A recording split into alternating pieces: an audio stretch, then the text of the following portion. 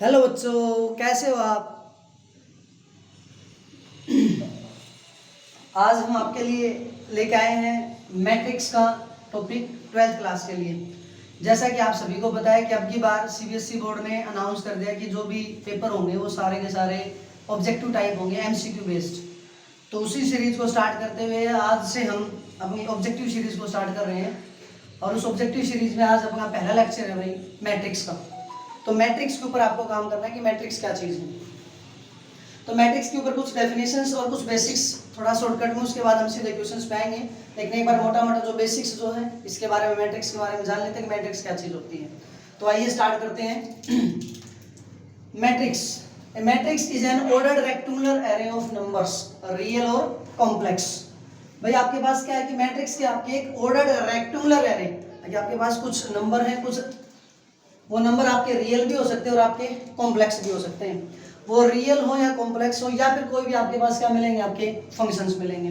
जो भी मिले, भले ही रियल नंबर हो, कॉम्प्लेक्स हो या फिर आपके पास कोई फंक्शंस हो, उन नंबर्स का, उन फंक्शंस का कोई भी रेक्टेंगुलर अरे, कुछ रेक्टेंगुलर अरेंजमेंट। मान लिया जाए कि आपके पास कुछ नंबर इस टाइप से इधर उधर बिखरे पड़े थे। इन नंबर्स को आपने क्या किया कि एक फिक्स पैटर्न में अरेंज किया, एक रेक्टेंगुलर अरेंजमेंट दे दिया इस टाइप से कुछ, ठीक है। और इस टाइप से जब हमने इनको अरेंजमेंट दिया तो एक टाइप से कुछ लाइन इस टाइप से हमने अरेंज की, इसका नाम रख दिया हमने क्या, एक मैट्रिक्स। इसी को क्या नाम बोलते हैं भाई, अपना मैट्रिक्स, ठीक है।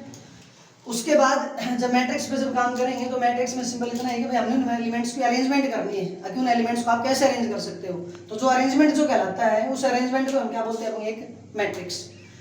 तो मैट्रिक्स के अंदर आपने बताया कि भाई नंबर्स जो हैं या फिर फंक्शंस, अब फंक्शंस भी रियल या कॉम्प्लेक्स, जो भी आपके पास नंबर्स के अकॉर्डिंग आपके रियल या कॉम्प्लेक्स कोई भी नंबर हो सकता है, आपका रियल भी हो सकता है, कॉम्प्लेक्स भी होता है, या फिर कोई भी कॉम्प्लेक्स हो सकता है।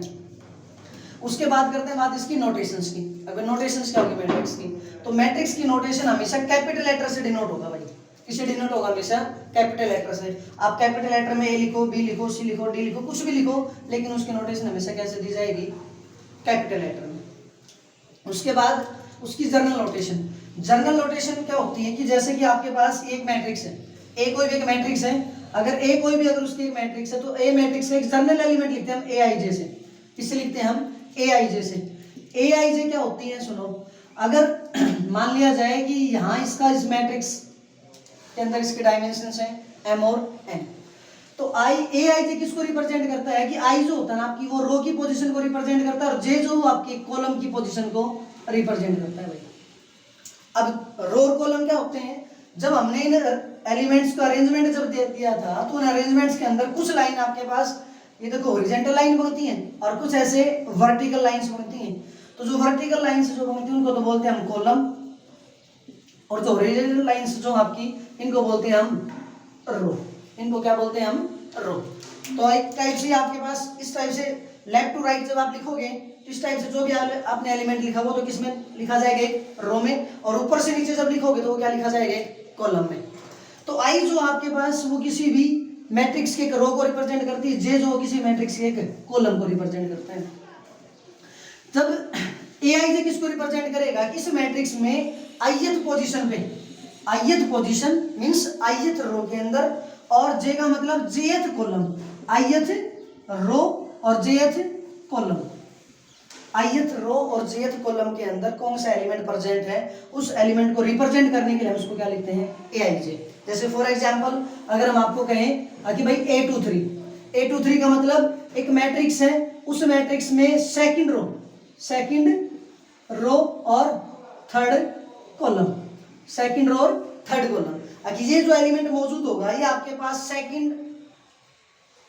सेकंड रो और थर्ड कॉलम में, तो यहाँ पे आपके पास मौजूद होगा, सेकंड लाइन होगी तो सेकंड रो, थर्ड कॉलम मतलब ये जो कॉलम थी इस टाइप से, तो यहाँ पे जो एलिमेंट होगा उसको हम क्या लिखेंगे, a23, ठीक है।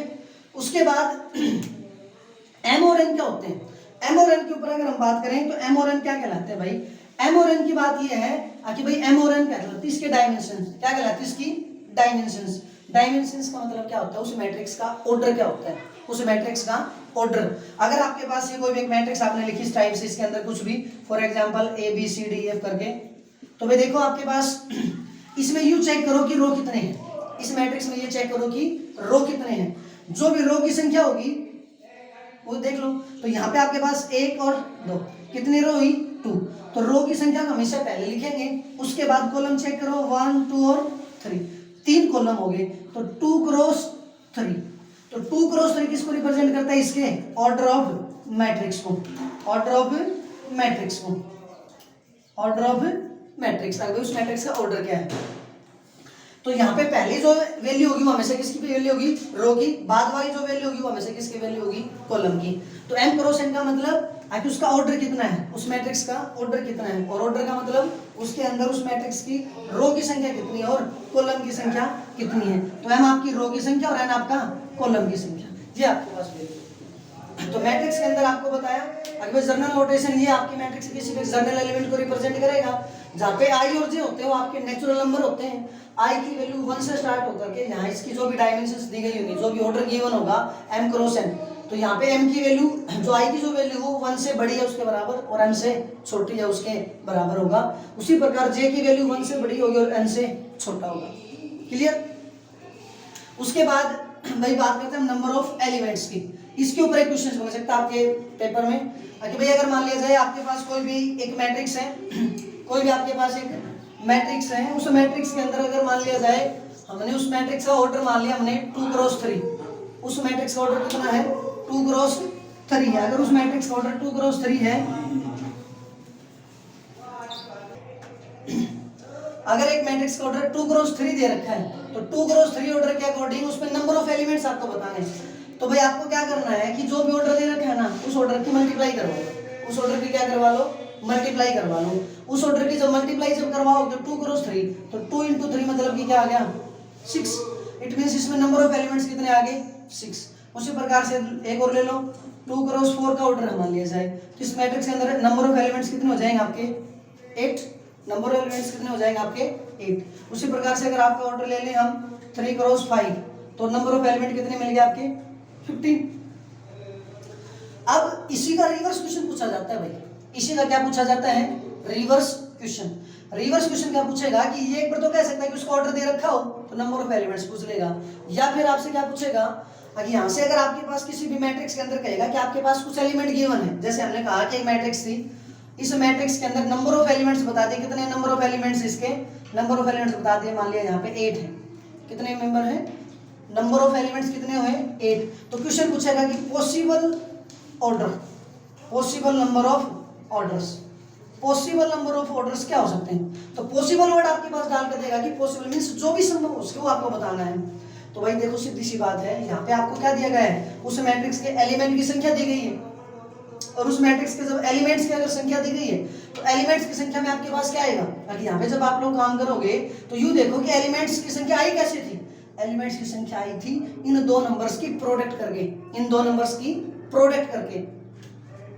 अब सीधी सी बात है 8 के लिए आया नंबर कब, जब किन्हीं दो नंबर्स की प्रोडक्ट अगर 8 आई होगी, तो उसी प्रकार से यहाँ पे आपके पास जो भी उसके पॉसिबल नंबर्स बन सकते हैं जिनकी प्रोडक्ट 8 आ जाए वो आपके क्या हो जाएंगे, पॉसिबल ऑर्डर्स, पॉसिबल ऑर्डर्स जिनके अंदर उस नंबर की प्रोडक्ट 8 लेके आनी है। आप ऐसे दो नंबर ले आओ, कौन कौन से नंबर लेके आ सकते हो ऐसे।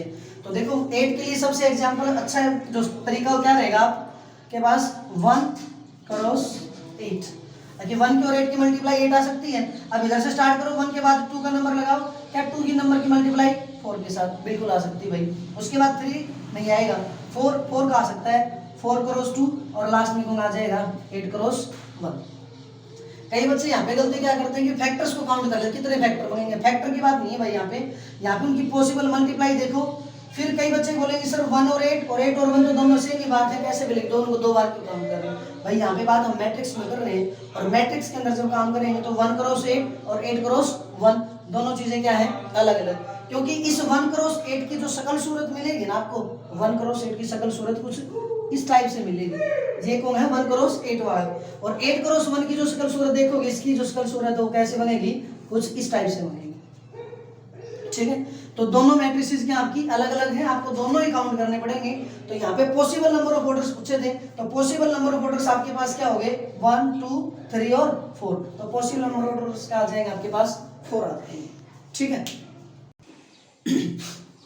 उसके बाद आइए भाई, ये जहाँ पे काम हो गया अपना नंबर ऑफ एलिमेंट्स उसके हैं। अब हम बात करते हैं टाइप्स ऑफ मैट्रिक्स में। मैट्रिक्स की टाइप क्या क्या होती हैं, तो भाई एक चीज और क्लियर कर लो। पहले ही हमने बताया कि मैट्रिक्स का जो एलिमेंट होगा, मैट्रिक्स को अगर हम नाम देंगे ना तो हमेशा कैपिटल लेटर से देंगे, और इसी मैट्रिक्स का अगर कोई मेंबर होगा, जैसे मान लीजिए कि एक ए मैट्रिक्स थी, उसके अगर हम मेंबर्स की बात करेंगे तो भाई हमेशा स्मॉल लेटर में लिखे जाएंगे। किस में लिखे जाएंगे? स्मॉल लेटर में। दूसरी बात, ये जो करली जो आपका लार्ज ब्रैकेट होता है, ये भी मैट्रिक्स की नोटेशन होता है, और भाई बड़ी क्लासेस में जब जाओगे तो आपको इस टाइप से भी इसकी नोटेशन मिल जाएगी। तो ये भी आपके पास क्या है, एक मैट्रिक्स की ही नोटेशन है। कभी सोचो ये क्या आ गया, ये भी अपने आप में एक मैट्रिक्स की नोटेशन है। अब आ जाइए टाइप्स ऑफ मैट्रिक्स। तो टाइप्स ऑफ मैट्रिक्स में जब काम करेंगे तो टाइप्स ऑफ मैट्रिक्स क्या होती है आपके पास कितने टाइप के आपके पास मैट्रिक्स हो सकती है? तो देखो भाई, मेनली जो मैट्रिक्स है वो 2 टाइप्स की होती हैं, एक रेक्टेंगुलर मैट्रिक्स और एक स्क्वायर मैट्रिक्स। एक तो आपके पास रेक्टेंगुलर मैट्रिक्स और एक स्क्वायर मैट्रिक्स, ठीक है। रेक्टेंगुलर, रेक्टेंगल के नाम से आपका ये है कि रेक्टेंगुलर किससे बना है? रेक्टेंगल से। और रेक्टेंगल आपके पास कुछ ऐसी फिगर होती थी भाई, जिसके अंदर एक लेंथ और एक क्या होती थी? ब्रेड्थ, जिसमें लेंथ आपकी हमेशा क्या होती थी? बड़ी या उससे छोटी, जैसे भी कंपैरिजन थी। स्क्वायर आपके पास कुछ ऐसा फिगर था आगे, जिसकी एल और बी दोनों क्या होते थे आपके पास? इक्वल, मींस ऑल साइड्स क्या होते थे? इक्वल। अब उन्हीं से हमने बनाया भाई यहाँ से रेक्टेंगुलर मैट्रिक्स और स्क्वायर मैट्रिक्स। तो सीधी सी बात है, यहाँ रेक्टेंगुलर मैट्रिक्स की बात करेंगे या स्क्वायर मैट्रिक्स की बात करेंगे तो हमने बताया डायमेंशन से डिसाइड होता है कि वो रेक्टेंगुलर या स्क्वायर है। तो मैट्रिक्स की जब बात करें तो मैट्रिक्स में डायमेंशंस कौन होती है भाई? उसके रो की संख्या और कॉलम की संख्या। तो सीधी सी बात है, जिस मैट्रिक्स के अंदर रो और कॉलम की संख्या बराबर नहीं होगी, रो और कॉलम की संख्या बराबर नहीं होगी, वो मैट्रिक्स आपकी क्या कहलाएगी? Rectangular matrix. और भाई जिसमें रो और कॉलम की संख्या क्या हो जाएगी? इक्वल। रो और कॉलम की संख्या क्या हो जाएगी? इक्वल। नंबर ऑफ रो की बात कर रहा हूं मैं, number of row is equal to number of column. ये अगर बराबर हो गए तो वो मैट्रिक्स कौन सी हो जाएगी आपके पास? स्क्वायर मैट्रिक्स हो जाएगी। उसके बाद आपके पास स्पेशल टाइप में कॉलम मैट्रिक्स, रो मैट्रिक्स। तो ये दोनों आपके पास क्या है भाई? रेक्टेंगुलर मैट्रिक्स है। कॉलम मैट्रिक्स एक ऐसी मैट्रिक्स है जिसके अंदर सिर्फ और सिर्फ एक कॉलम हो। कॉलम मैट्रिक्स वो मैट्रिक्स होती है जिसके अंदर सिर्फ और सिर्फ एक कॉलम हो, जैसे इस टाइप से 1 2 3 और 4, ये आपके पास कौन होगा? कॉलम मैट्रिक्स होगी। उसके बाद रो मैट्रिक्स की बात करें तो रो मैट्रिक्स कुछ इस टाइप से होगी A B C, जिसके अंदर सिर्फ और सिर्फ क्या हो? एक रो हो। कॉलम कितने भी हो सकते हैं, कोई दिक्कत नहीं है। अगर कॉलम मैट्रिक्स की बात करेंगे तो रो देखो कितनी भी हो सकती है, कोई दिक्कत नहीं, लेकिन कॉलम कितना मिलेगा? एक। रो मैट्रिक्स की बात होगी तो रो कितनी मिलेगी? रो कितनी मिलेगी? एक। कॉलम कितने भी हो सकते हैं, कॉलम इंडिपेंडेंट होगा। उसके बाद स्क्वायर मैट्रिक्स, तो स्क्वायर मैट्रिक्स हमने बता दिया कि भाई आपके पास नंबर ऑफ रो और नंबर ऑफ कॉलम आपके क्या मिलने चाहिए? सेम मिलने चाहिए। अगर सेम मिलेंगे तो वो आपके पास क्या हो जाएगा? Square matrix. अब स्क्वायर मैट्रिक्स में भाई 3 मेन टाइप होती हैं। स्क्वायर मैट्रिक्स में 3 मेन टाइप होती है भाई, वो आपको समझनी बहुत जरूरी है। एक आपके पास डायगोनल मैट्रिक्स, एक आपके पास स्केलर और एक आपके पास आइडेंटिटी मैट्रिक्स। तो तीनों के अंदर कुछ सिमिलरिटी है, कुछ डिसिमिलरिटी है। सुन लो, सबसे पहली बात तो यही है सबसे पहली बात तो यही कि भाई जब एक मैट्रिक्स में जब हम काम करते हैं ना, तो मैट्रिक्स में देखो हमने AIJ की नोटेशन बताई थी। क्या बताई थी? AIJ की नोटेशन। और जब जब I और J जब बराबर होते हैं ना, I और J बराबर होते हैं तो कुछ ऐसी नोटेशन आती है A11 A22 A33, इस टाइप से चलते जाएंगे ANN पे वो चीज आ जाएगी भाई, ANN पे आपके पास वैल्यू आ जाएगी। तो जहां पे आपके पास I और J की वैल्यू इक्वल हो जाए ना, I और J की वैल्यू क्या हो जाए? इक्वल हो जाए, तो इन वैल्यूज को हम क्या बोलते हैं? Diagonal element. क्या बोलते हैं इनको? Diagonal element. और इसको बोलते हैं प्रिंसिपल डायगोनल। कौन सा डायगोनल बोलते हैं भाई? Principal diagonal. Principal diagonal, simply diagonal element भी बोल सकते हैं और इनको प्रिंसिपल डायगोनल भी बोलते हैं। एक आपके पास इधर भी एक ऐसे एक डायगोनल बनता है आपका, इधर वाले कॉर्नर से भी। इधर वाले कॉर्नर को क्या बोलते हैं हम? Backward diagonal. क्या बोलते हैं भाई? Backward diagonal. क्या बोलते हैं? Backward diagonal. फिर उसी प्रकार से अपर बैकवर्ड, लोअर, अपर स्ट्रिक्टली अपर, बहुत सारे इसके टाइप्स हैं। तो हमें तो मेन टाइप्स पे काम करना है, जो भी चीजें हैं। अब आ जाइए, हमने क्या कहा कि हम तीनों मैट्रिक्स पे काम कर रहे हैं, डायगोनल, स्केलर और यूनिट मैट्रिक्स या फिर आइडेंटिटी मैट्रिक्स। इनके अंदर क्या होता है कि देखो ये जो एलिमेंट है ये तो है आपके पास डायगोनल एलिमेंट्स, अब इधर जो एलिमेंट बच गए, इसके नीचे जो बच गए, इनको बोलते हैं नॉन डायगोनल एलिमेंट्स। क्या बोलते हैं? Non diagonal elements. तो नॉन डायगोनल एलिमेंट्स की बात हो रखी भाई। जब नॉन डायगोनल एलिमेंट्स की अगर हम बात करें कि एक मैट्रिक्स है कोई भी, उस मैट्रिक्स में ए आई जे की जो वैल्यू है वो क्या मिले? 0 मिले। कब? जब आई और जे बराबर ना हो। जब आई और जे आपके बराबर ना हो उस दौरान इस मैट्रिक्स की जो भी एंट्रीज है ना, क्योंकि ये तो हो गया डायगोनल, ये तो क्या हो गए? डायगोनल। अब इससे इधर जो भी वैल्यू, ये भी 0 और ये भी आपको क्या मिले? 0। इन एलिमेंट्स के बारे में हमें कुछ नहीं पता अभी, इनके बारे में अभी बात करेंगे। तो पहली बात है कि तीनों मैट्रिक्स में, भले ही आपकी डायगोनल हो, भले ही आपकी स्केलर हो या फिर आपकी यूनिट मैट्रिक्स हो, तीनों के केस में नॉन डायगोनल एंट्रीज क्या मिलेंगी भाई? 0 मिलेंगी। आई नॉट इक्वल टू जे किसकी नोटेशन होती है? जब आपका नॉन डायगोनल एलिमेंट हो उसकी। अब बात आती है कि भाई डायगोनल पे क्या होगा, तो ताकि अब डायगोनल पे जैसे जैसे एलिमेंट होंगे उसी प्रकार से आपका क्या हो जाएगा? उस मैट्रिक्स का नाम अलग हो जाएगा। अब डायगोनल एलिमेंट्स पे यहाँ पे कुछ भी एलिमेंट हो जाए हमें कोई दिक्कत नहीं, हमें कोई भी दिक्कत नहीं। नॉन डायगोनल 0 है और यहाँ कुछ भी एलिमेंट मिल गया, हमें कुछ भी एलिमेंट मिल गए, ये ए बी सी की वैल्यू 0 हो, नॉन 0 हो, कुछ भी हो, अलग हो, डिफरेंट हो, कोई दिक्कत नहीं है। अब यहाँ अगर ए बी सी की वैल्यू एटलीस्ट 2 मेंबर भी अलग हुए, एटलीस्ट 2 मेंबर भी आपके क्या हुए? अलग हुए, तो वो आपकी मैट्रिक्स कैसे हो जाएगी? डायगोनल मैट्रिक्स हो जाएगी। क्या हो जाएगी वो? डायगोनल मैट्रिक्स हो जाएगी। मींस ए बी सी में से कोई एलिमेंट अलग भी हो सकते हैं और वो सेम भी हो सकते हैं, तो वो एलिमेंट आपकी वो मैट्रिक्स क्या कहलाएगी? आपकी डायगोनल मैट्रिक्स। डायगोनल मैट्रिक्स की एक दूसरी नोटेशन भी होती है भाई, डायगोनल ऐसा लिख के और ऐसा भी लिख देते हैं, ये भी किसकी नोटेशन है? डायगोनल मैट्रिक्स की। किसकी नोटेशन है ये? डायगोनल मैट्रिक्स की। तो ये भी आपके पास डायगोनल मैट्रिक्स है, ये भी आपके पास क्या है? डायगोनल मैट्रिक्स है। उसके बाद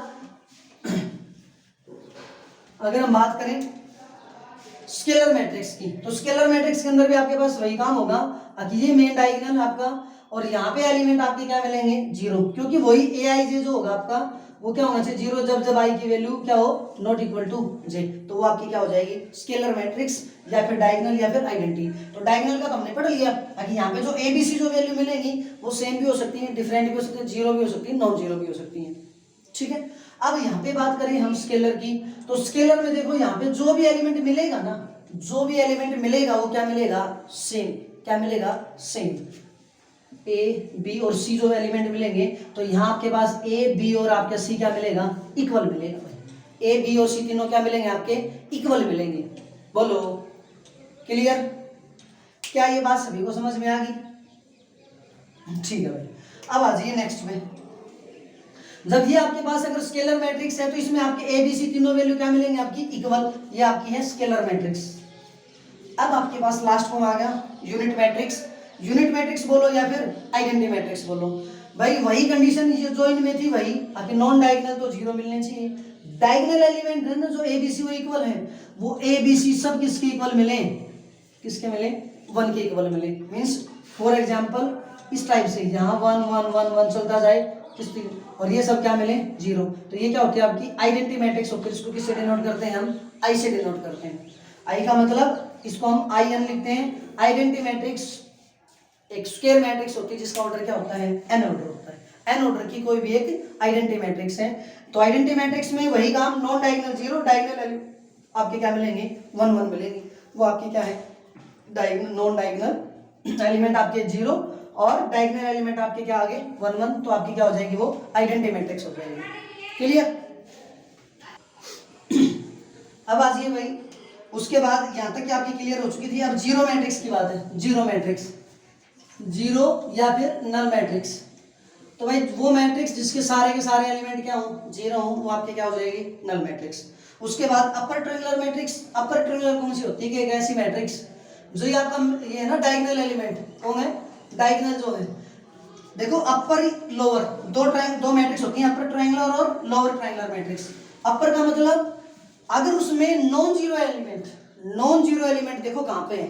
डायगोनल से ऊपर तो अपर ट्रायंगुलर को किसकी बात कर रहे हैं हम? नॉन जीरो एलिमेंट्स की बात कर रहे हैं भाई, नॉन जीरो एलिमेंट। अगर नॉन जीरो एलिमेंट डायगोनल से ऊपर हुए तो आपके पास क्या हो जाएगा? Upper triangular. 1 2 3 4 5 और 6, ये 0 ये 0 ये 0, ये आपकी कौन है? अपर ट्रायंगुलर है। क्या ये आपके पास अपर ट्रायंगुलर मैट्रिक्स। उसके बाद लोअर ट्रायंगुलर में वही बात है कि भाई ये आपके डायगोनल एलिमेंट है, तो इससे नीचे तो आपका कुछ भी, यहाँ नॉन जीरो एलिमेंट है और यहाँ आपके पास क्या है, जीरो है, सारे के सारे नॉन जीरो। देख लो, नॉन जीरो डायगोनल से नीचे, तो लोअर ट्रायंगुलर, नॉन जीरो ऊपर, तो आपके क्या हो, अपर ट्रायंगुलर मैट्रिक्स। ठीक है। उसके बाद जब हम बात करते हैं तो बात करते हैं भाई किसकी, comparable matrix. Comparable matrix, comparable matrix का मतलब क्या होता है यहाँ पे, कि भाई दो मैट्रिक्स हैं, हमें कंपैरिजन करनी है। तो कंपैरिजन का मतलब सीधी सी बात यही है यहाँ पे कि हम उनकी तुलना कर रहे हैं। तुलना का मतलब हम उनके बारे में कुछ प्लस उनके माइनस के बारे में हम वहाँ पे सोच रहे हैं। तो सबसे पहला जो ऑपरेशन आता है आपका, वो आता है एडिशन ऑफ मैट्रिक्स का। क्या आता है आपका, एडिशन ऑफ मैट्रिक्स। तो भाई एडिशन ऑफ मैट्रिक्स की जब बात करेंगे, तो अगर दो मैट्रिक्स हैं ए और बी, अगर आप इनका प्लस करना चाहते हो, अगर आप इनका क्या करना चाहते हो, प्लस करना चाहते हो, तो प्लस के लिए सबसे नेसेसरी कंडीशन क्या है भाई आपकी, भाई order of A is equal to क्या होना चाहिए, ऑर्डर ऑफ बी होना चाहिए। अगर दोनों मैट्रिसेस का ऑर्डर सेम होगा ना, तो ही ए प्लस बी पॉसिबल है, अदरवाइज नहीं पॉसिबल। क्लियर। उसके बाद अगर हम बात करें यहाँ पे एडिशन ऑफ मैट्रिसेस की बात आएगी, तो दो मैट्रिसेस को जब हम ऐड करेंगे, तो जब दो मैट्रिसेस को ऐड करेंगे तो हमारे पास नेसेसरी कंडीशन कौन है, ऑर्डर ऑफ ए और ऑर्डर ऑफ बी आपके पास दोनों क्या होंगे, इक्वल होंगे। उसके बाद ऐड कैसे करेंगे, ऐड करने के लिए हमें पता है कि भाई क्या चीजें करनी है आपको, कि इसको हम लिखेंगे ए आई जे और इसको हम लिखेंगे बी आई जे। तो आपका क्या आएगा, ए I J plus B I जी, उसकी नोटेशन आ जाएगी, मींस उसके कोरस्पॉन्डिंग एलिमेंट्स को आप ऐड कर दो, वो आपके पास क्या आ जाएगा, उसका एडिशन ऑफ टू मैट्रिसेस आ जाएगा। उसके बाद जब हम काम करेंगे तो भाई किस पे काम करेंगे आपके लिए, कि आपकी जो वैल्यू है आपके पास, सबसे पहला जो क्वेश्चन आता है ना, वो कंस्ट्रक्शन का आता है, मैट्रिक्स का, मैट्रिक्स कंस्ट्रक्शन का क्वेश्चन आता है। तो क्वेश्चन करेंगे हम नेक्स्ट क्लास के अंदर, आज इसके ऊपर सारा बेसिक्स दोनों वो कर लेते हैं। ठीक है। अब सुनो भाई, अब इसके बाद के इस कुछ प्रॉपर्टी है एडिशन की। एडिशन की प्रॉपर्टी क्या है, सबसे पहले a plus B is equal to B plus A plus B is equal to B plus A. ये कौन सी प्रॉपर्टी होती है आपकी, कोमोटेटिव। क्या प्रॉपर्टी होती है, कोमोटेटिव प्रॉपर्टी। उसके बाद तीन मैट्रिसेस की अगर हम बात करें, a plus B plus C is equal to A plus B plus C, ये आपके पास कौन सी होती है, एसोसिएटिव प्रॉपर्टी। कौन सी होती है, एसोसिएटिव प्रॉपर्टी। ठीक है। उसके बाद अगर हम बात करें, अगर आप किसी भी मैट्रिक्स को किसी स्केलर से मल्टीप्लाई करवाते हो, किसी भी मैट्रिक्स को किसी स्केलर से मल्टीप्लाई करवाते हो, तो आपके पास क्या आएगा, कि भाई जो भी मैट्रिक्स थी ना, इस मैट्रिक्स को आप कि जितने भी मेंबर हैं प्रत्येक मेंबर को किससे मल्टीप्लाई करवा दो, के से मल्टीप्लाई करवा दो। फॉर एग्जांपल, अगर आपके पास ए की वैल्यू 1 2 3 4 है, तो आपके के की वैल्यू क्या आ जाएगी, के 2 के 3 के और 4 की आपके पास वैल्यू आ जाएगी। तो यहाँ से भी आपके पास कुछ प्रॉपर्टी है, कि भाई अगर आपके पास दो मैट्रिसेस की सम पे आपने क्या किया, इस स्केलर से मल्टीप्लाई करवाई, तो ये किसके बराबर हो जाएगा, के ए प्लस के बी के बराबर हो जाएगा। ठीक है। उसी प्रकार से अगर आपके पास दो स्केलर थे, उनका सम करके फिर किसी मैट्रिक्स पे मल्टीप्लाई करवाया था, तो ये वही बात के इंटू ए प्लस एल इंटू ए के बराबर हो जाएगा। कोई दिक्कत हो जाएगा, क्लियर। नेक्स्ट है भाई मल्टीप्लिकेशन। दो मैट्रिसेस की मल्टीप्लिकेशन पे अगर हम बात करें, तो जैसे हमने कंपेरेबल की बात करी थी एडिशन में, उसी प्रकार से मल्टीप्लिकेशन में भी बात है। अगर आपके पास दो मैट्रिसेस हैं ए और बी, उनकी अगर आपको मल्टीप्लाई करवानी है, तो ए का order M cross N, B का ऑर्डर पी क्रॉस क्यू। जब ए का order M cross N, P cross Q है, तो ए बी पॉसिबल होगी कब, if N is equal to P. N is equal to P का मतलब number of column is equal to number of row. Number of row, column किसके, A के, और रो किसकी, बी की। जब आपका क्या हो जाएगा, ए बी पॉसिबल हो जाएगा। और अगर बी ए पॉसिबल करना हो, तो बी ए का पॉसिबल होगा कि पीछे से आओ, फिर इसके तो कॉलम चेक करो, इसके रो चेक करो, तो क्यू इज इक्वल टू क्या चाहिए आपको, एम चाहिए। तो हमेशा मल्टीप्लिकेशन के अंदर ये चीज जरूरी है कि जिन दो मैट्रिसेस की मल्टीप्लाई करवा रहे हो, उसके दौरान पहली जो मैट्रिक्स है ना, उसके तो कॉलम की संख्या और बाद वाले की रो की संख्या दोनों की क्या आनी चाहिए, इक्वल आनी चाहिए, तब आपका पॉसिबल प्रोडक्ट क्या हो जाएगा, पॉसिबल, अदरवाइज नहीं। इसके ऊपर जो क्वेश्चन आएगा भाई, एक तो यहाँ से पूछ लेता है कि ऑर्डर के ऊपर, दूसरा वो कह देगा कि अगर मान लिया जाए कि ए बी पॉसिबल है, अगर आपका क्या है, ए बी पॉसिबल है, उसने बोला कि ए बी पॉसिबल है, तो कहेगा कि ए बी का ऑर्डर बताओ क्या होगा, ए बी का ऑर्डर बताओ क्या होगा। जब ए बी के ऑर्डर की अगर बात होगी, तो ए बी का ऑर्डर क्या बनेगा, कि जब ए बी के जब काम करेंगे हम, तो ए का ऑर्डर हमने बताया कि m क्रॉस n है, और बी का ऑर्डर हम क्या मान लेंगे, n क्रॉस p मान लेंगे, क्योंकि दोनों सेम है तभी तो पॉसिबल होगा। अब देखो जो चीज सेम है उसको हटा दो, तो क्या बचेगा, यहाँ m बचेगा और यहाँ क्या बचेगा, p। It means A B का ऑर्डर आपके पास क्या हो जाएगा, पहले वाली मैट्रिक्स की तो रो की संख्या और बाद वाली मैट्रिक्स के कॉलम की संख्या, ये आपके पास क्या आ जाएगा, नई मैट्रिक्स का ऑर्डर आ जाएगा। नई मैट्रिक्स का क्या आ जाएगा, ऑर्डर आ जाएगा। क्लियर, और दिक्कत। उसके बाद अगर इन जनरल अगर हम बात करें भाई, तो इन जनरल आपका ए बी कभी भी बी ए के बराबर नहीं होता, ए बी बी ए के बराबर नहीं होता इन जनरल। कभी कभार ऐसे केसेस आते हैं जहाँ पे आपके पास ये वैल्यू सेम आ जाएगी, लेकिन हर केस में ये वैल्यू आपकी इक्वल नहीं आती। तो इन जनरल जो आपके पास ये कोमोटेटिव प्रॉपर्टी को होल्ड नहीं करता भाई, कोमोटेटिव प्रॉपर्टी को होल्ड नहीं करता, लेकिन एसोसिएटिव जो प्रॉपर्टी होते हैं उसको होल्ड करता है। It means A B is equal, A B into C is equal to क्या होता है, ए इंटू बी सी, ये आपका होल्ड करेगा, बट ये नहीं करेगा। उसके बाद मल्टीप्लिकेशन के अंदर जो मैट्रिक्स की जो प्रोडक्ट है वो हमेशा डिस्ट्रीब्यूटिव होती है ओवर एडिशन। तो a इंटू क्या होगा भाई, b प्लस सी की अगर हम बात करेंगे तो ये वैल्यू किसके बराबर आ जाएगी, a into B plus a into C के बराबर आ जाएगी। ये आपके पास मल्टीप्लिकेशन के अंदर आपका काम है, कोई दिक्कत हो जाएगा। देखिए भाई नेक्स्ट आपका टॉपिक है ट्रांसपोज, ट्रांसपोज ऑफ मैट्रिक्स। तो ट्रांसपोज के नोटेशन क्या होते हैं आपके पास, या तो ए टी या फिर ए डैश, इट मींस ट्रांसपोज। अगर आपके पास कोई भी मैट्रिक्स स्क्वायर मैट्रिक्स, उसका आपको क्या करना है, ट्रांसपोज। तो ट्रांसपोज में कुछ नहीं, ए ट्रांसपोज, सिंपल सा काम। क्या करना आपको, एक रो को उठाओ कॉलम में लिखते जाओ, एक एक रो को उठाओ कॉलम में लिखते जाओ, आपका ट्रांसपोज हो गया। मीन्स 1 2 है तो आपके पास 1 2 को पहले कॉलम में लिख दिया, अब 3 4 था इसको सेकंड कॉलम में लिख दिया, बात खत्म। इसके ऊपर क्वेश्चन आएगा कि भाई अगर एक मैट्रिक्स थी उसका ऑर्डर 3 क्रॉस 5 है, 3 क्रॉस 5 है, तो बताओ ए ट्रांसपोज का ऑर्डर क्या होगा। तो सिंपल सी बात है, ट्रांसपोज हमने किया क्या है, रो को कॉलम में इंटरचेंज किया है, जितनी भी रो थी वो सारी की सारी किसमें आ गया, कॉलम में। तो रो और कॉलम को क्या कर दो, इंटरचेंज। तो ए ट्रांसपोज का ऑर्डर कितना आ जाएगा, 5 क्रॉस 3 आ जाएगा, ठीक है। अब उसकी कुछ प्रॉपर्टी है ट्रांसपोज की, क्या क्या प्रॉपर्टी है। अगर आपने दो मैट्रिसेस के सम या डिफरेंस पे, दो मैट्रिसेस के सम या डिफरेंस पे अगर आपने ट्रांसपोज अप्लाई किया तो उन दोनों के रेस्पेक्टिव ट्रांसपोज के सम या डिफरेंस पे अलग अलग हो जाएगा। अगर सम कर रहे हो तो सम पे हो जाएगा, माइनस कर रहे हो तो माइनस पे हो जाएगा। उसी प्रकार से अगर प्रोडक्ट पे जब आप करोगे तो प्रोडक्ट के केस में आपके पास क्या है कि दो मैट्रिसेस के प्रोडक्ट पे आपने क्या लगाया, ट्रांसपोज। तो भाई दोनों की पोजीशन बदल जाएगी, मैट्रिसेस तो वही रहेंगी लेकिन उन दोनों की पोजीशन, जहाँ पहले आपका ए बी था अब आपके पास क्या आ जाएगा, बी का ट्रांसपोज और ए का ट्रांसपोज आ जाएगा। किसी मैट्रिक्स को स्केलर से मल्टीप्लाई करवाओगे तब आपके पास क्या हो जाएगा, स्केलर तो एज इट इज आ जाएगा और उस मैट्रिक्स से क्या हो जाएगा, ट्रांसपोज। फिर किसी भी मैट्रिक्स का डबल ट्रांसपोज करोगे तो मैट्रिक्स क्या आ जाएगी, खुद आ जाएगी। उसके बाद भाई देखो ये दो मैट्रिक्स की प्रोडक्ट में तो आपके पास प्रॉपर्टी है, लेकिन कई बार एग्जाम्स में पूछ लिया जाता है कि 2 के बजाय 3 दे दे, 4 दे दे, 5 दे दे, कोई दिक्कत नहीं, जितनी भी दे दे आपको क्या करना है कि पोजीशन पीछे से उठा लो। अगर मैट्रिक्स की प्रोडक्ट पे आपका ट्रांसपोज है तो पीछे से उठाना स्टार्ट कर दो। जैसे ए बी सी था तो सी का ट्रांसपोज, बी का ट्रांसपोज और ए का ट्रांसपोज। अगर यहाँ पे डी भी होता, ए बी सी डी का ट्रांसपोज होता तो भी वही बात थी, डी का ट्रांसपोज, सी का ट्रांसपोज, बी का और ए का ट्रांसपोज। क्लियर। उसके बाद ट्रांसपोज से रिलेटेड आपके पास दो मैट्रिसेस हैं, एक सिमेट्रिक और एक स्क्यू सिमेट्रिक। सिमेट्रिक मैट्रिक्स वो मैट्रिक्स होती है जिसकी ट्रांसपोज उसी मैट्रिक्स के बराबर आ जाए, जिसका ट्रांसपोज उसी मैट्रिक्स के बराबर आ जाए। इट मींस ये कह सकते हैं हम जो ए आई जे जो किसके बराबर आ जाएगा, ए ऑफ जे आई के बराबर आ जाएगा।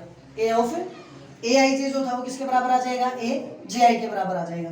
अब स्क्यू सिमेट्रिक जिसका ट्रांसपोज किसके बराबर आ जाए, माइनस ए के बराबर आ जाए। ए का ट्रांसपोज माइनस ए के बराबर आ जाएगा तो वो क्या हो जाएगा, स्क्यू सिमेट्रिक। तो यहाँ पे क्या मिलेगा, आगे जो ए आई जे जो है ना वो किसके बराबर आ जाए, माइनस ऑफ ए जे आई के बराबर आ जाएगा। ए आई जे जो वैल्यू थी आपकी वो किसके बराबर आ जाएगा, माइनस ऑफ ए जे आई के बराबर आ जाएगा। वो आपकी क्या हो जाएगी, स्क्यू सिमेट्रिक मैट्रिक्स।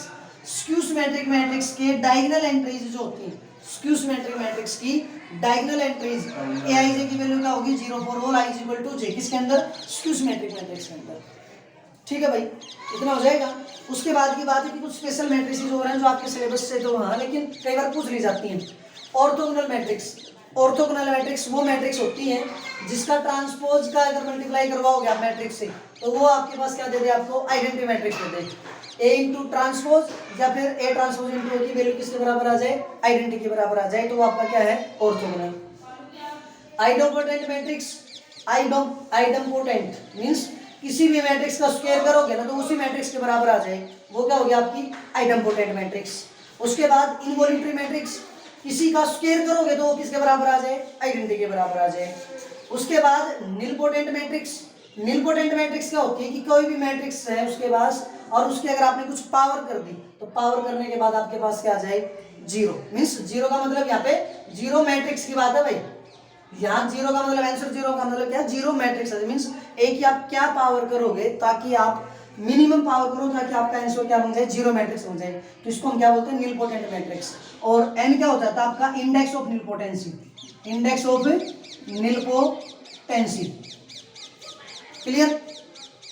उसके बाद देखो सम ऑफ सिमेट्रिक, तो सम ऑफ सिमेट्रिक क्या होता है भाई, A plus A transpose, A plus A transpose की कई बार पेपर में पूछा सम ऑफ सिमेट्रिक बताओ, तो सम ऑफ सिमेट्रिक क्या आएगा, A plus A transpose, A plus A transpose का हाफ कर दो वो क्या आ जाएगा आपके पास, सम ऑफ सिमेट्रिक।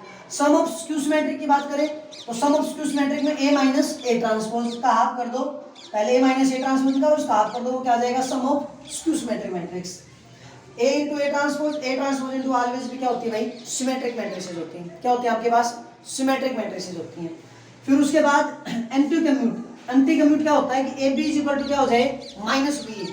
हमने कम्यूट प्रॉपर्टी पढ़ी थी कि A B is equal to B A क्या होता है आपका, ये तो होता है कम्यूट प्रॉपर्टी, कम्यूट, और ये होता है anti commute, A B is equal to minus B A के बराबर। क्लियर। अब भाई दो मैट्रिसेस और हैं आपके पास, वो दो मैट्रिसेस आपके पास जो कॉम्प्लेक्स एंट्री आती है ना तब आपके पास आता है, एक कंजुगेट का ऑपरेशन हो रहा था आपके पास, conjugate of matrix, conjugate of matrix. ये कंजुगेट ऑफ मैट्रिक्स हमेशा कहाँ आता है, कॉम्प्लेक्स मैट्रिक्स में। जैसे मैं कहूँ आपके पास एक मैट्रिक्स ए थी आपके पास, उसमें यहाँ पे आपके पास एंट्री आ गई 1 3, ये 1 प्लस 2 आइटा, और ये आपके पास आ गया 1 माइनस 2 आइटा। ठीक है, तो आपको क्या करना है कि उसका कंजुगेट करना है, ट्रांसपोज्ड कंजुगेट जो होता है ना, कंजुगेट क्या होता है मैट्रिक्स का, कंजुगेट आपने पढ़ा था। आखिर जो रियल और इमेजिनरी पार्ट होते हैं कॉम्प्लेक्स के अंदर, इमेजिनरी पार्ट का क्या कर दो, ट्रांसपोज कर दो, क्या कर दो, ट्रांसपोज कर दो। तो ट्रांसपोज जब कर दोगे, ट्रांसपोज कंजुगेट जो मैट्रिक्स होती है जिसको बोलते हैं हम ए की पावर थीटा, इसको क्या बोलते हैं, ए थीटा। इट मींस ट्रांसपोज भी करना और आपको कंजुगेट भी करना है। ट्रांसपोज और कंजुगेट जब करोगे, ट्रांसपोज और कंजुगेट जब करोगे ना, ये भाई थोड़ा गलती हो गया ना, ट्रांसपोज कंजुगेट, कंजुगेट का मतलब इसको उल्टा कर दो भाई, यहाँ अगर इसका ट्रांसपोज करते हैं वो नेगेटिव साइन बदल दिया तो आपके पास ये वैल्यू क्या आ गया, आपके पास 1 माइनस 2 आएगा। अब आपके पास क्या करना है, इसकी हार्मिशन और स्क्यू हार्मिशन मैट्रिक्स होती है, एक होता है हार्मिशन और एक होता है स्क्यू हार्मिशन, सेम इनकी तरह होते हैं भाई आपके पास। हार्मिशन मैट्रिक्स वो होती है जिसका ए थीटा किसके बराबर आ जाए, ए के बराबर आ जाए। स्क्यू हार्मिशन वो होता है जिसमें ए थीटा किसके बराबर आ जाए, माइनस ए के बराबर। थीटा नोटेशन किसकी होती है, transposed conjugate, transposed conjugate matrix, transposed conjugate matrix. तो जो भी आपके पास मैट्रिक्स है उस मैट्रिक्स का आपको क्या करना है, ट्रांसपोज भी करना है, ट्रांसपोज भी प्लस कंजुगेट भी करना है भाई, ट्रांसपोज भी और उसका क्या करना है, कंजुगेट भी करना है। इसको हम क्या बोलते हैं, ए थीटा। तो ए थीटा या तो ए के बराबर आएगा या फिर माइनस ए के बराबर आएगा। तो ए के बराबर आ गया तो हार्मिशन और माइनस ए के बराबर आ गया तो स्क्यू हार्मिशन। क्लियर। तो भाई जितना भी मैट्रिक्स से रिलेटेड जो भी कंसेप्ट था, बेसिक्स जो था, वो आज हमने आपका यहाँ पे कर लिया। आज की जो क्लास है वो आज हमारी ओवर होती है। अब हम नेक्स्ट वीडियो के अंदर क्या करेंगे, इससे मैट्रिक्स से रिलेटेड जितने भी ऑब्जेक्टिव बन सकते हैं ना, जहाँ से भी मिलेंगे हम आपके लिए वो क्वेश्चंस लेके आएंगे। और तब तक आप इस वीडियो को अच्छे तरीके से देखो, इसका कंसेप्ट अच्छे तरीके से समझो, और जो भी हो बेटा सभी के लिए एक रिक्वेस्ट है कि अगर आपको हमारी वीडियोज अच्छी लगती हो तो ज़्यादा से ज़्यादा इस वीडियोज़ के ऊपर लाइक करें, कमेंट करें, अपने दोस्तों में, अपने फ्रेंड सर्कल में, जहाँ पे भी पॉसिबल हो उसके वहाँ पे इस वीडियो को ज़्यादा से ज़्यादा शेयर करें। और जिन्होंने अब तक हमारा चैनल सब्सक्राइब नहीं किया है वो इस चैनल को क्या कर दें, सब्सक्राइब। चैनल का नाम है यूनिक स्टार।